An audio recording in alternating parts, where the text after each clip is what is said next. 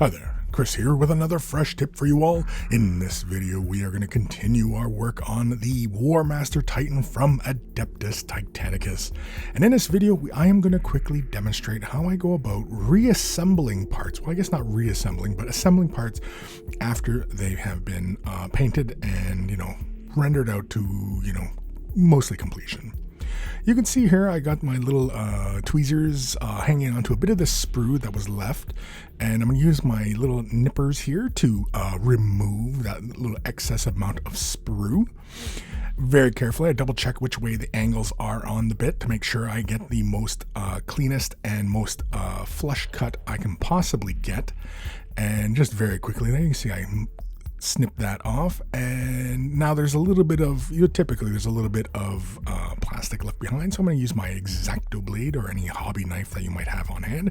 It is usually best to use a nice fresh blade, as it does make this process a lot easier.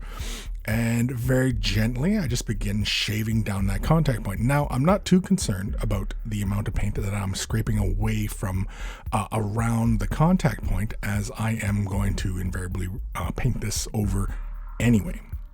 So I just really quickly snip off the other bit. And once I have those ready to go, I'm going to grab some Macragge Blue. Macragge Blue. Slap a little bit onto my palette. And as you may recall, I had used the contrast paint that's the equivalent of this, and I'm using the regular opaque variety, as it's a nice heavy pigment. It'll cover over. Now, I didn't bother repriming that area, as it just really isn't entirely that necessary. If you want to reprime that tiny little area and then put this base coat on top of it, no harm will come to you by doing so. But a few layers, and I do apply this layer twice onto these surfaces, just so that I have nice, smooth, even coverage. Ultramarines Blue contrast paint. I'm going to slap a little bit onto my palette. I wipe a little excess off the brush, as I'm only looking to tint this surface with the color and to bring a uniformity to the entire trim section of this armor plate. And that is really pretty much it. We could re-highlight this, and in fact I may still re-highlight this as we move forward with this project, but here I'm just simply going to do a test fit, and I'm just basically having a look to make sure that it does fit correctly and that I didn't screw anything up and anything like that, and everything fits fine. And in fact, the tension kept the armor plate in place. That's probably because all the paint on the surface. But here I'm going to simply take my hobby knife and clear off the contact point on the leg itself.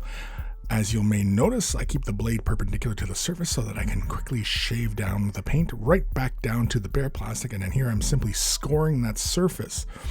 The whole point of scoring the surface is to provide extra surface for the glue to adhere to. Here I'm taking a hobby knife, but you may notice that I've snipped off the end of the blade, and that's just so that I got a smaller surface with a nice sharp edge to clear off this point, because you may notice that this detail has like little walls around it. It actually makes clearing that off with a hobby knife kind of challenging. And so basically, safely, I don't recommend it for everybody out there, but if you can find something else that can do this job, this is typically what I do. I don't really recommend it, but it's what I do. A little toothbrush there just to clear off the excess material, and then I score this surface. Now again, as I was mentioning, with the scoring of the surface, it provides extra surface. I'm going to use some Tamiya extra thin cement here. I really enjoy this stuff, as this really reacts quickly with the plastic. And basically what ends up happening is with those score marks, the glue actually penetrates a little bit further into the plastic.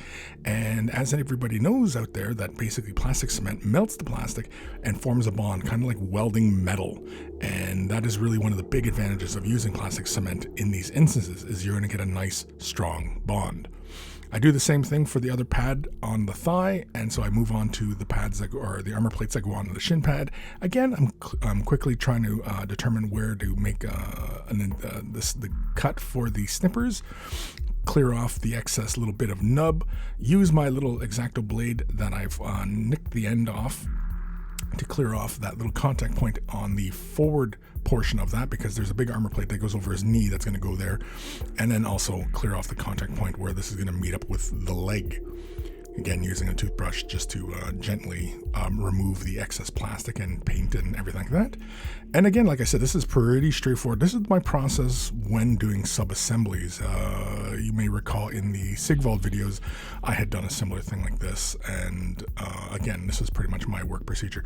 I don't bother clearing off those little contact points for those two little rectangles that stick out from the leg, as they meet up, and the tension kept these armor plates in place, and so I didn't really feel it necessary to have that in place to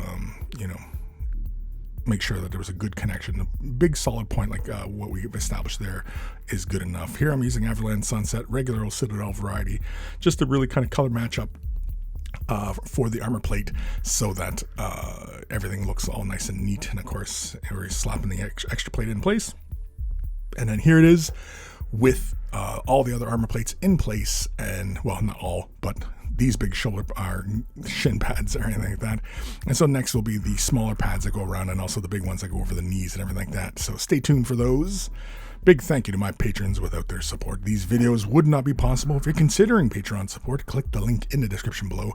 And a huge, huge thank you to everybody who does. Without your support, this channel just would not be able to continue on. Take care of those brushes, and they will take care of you.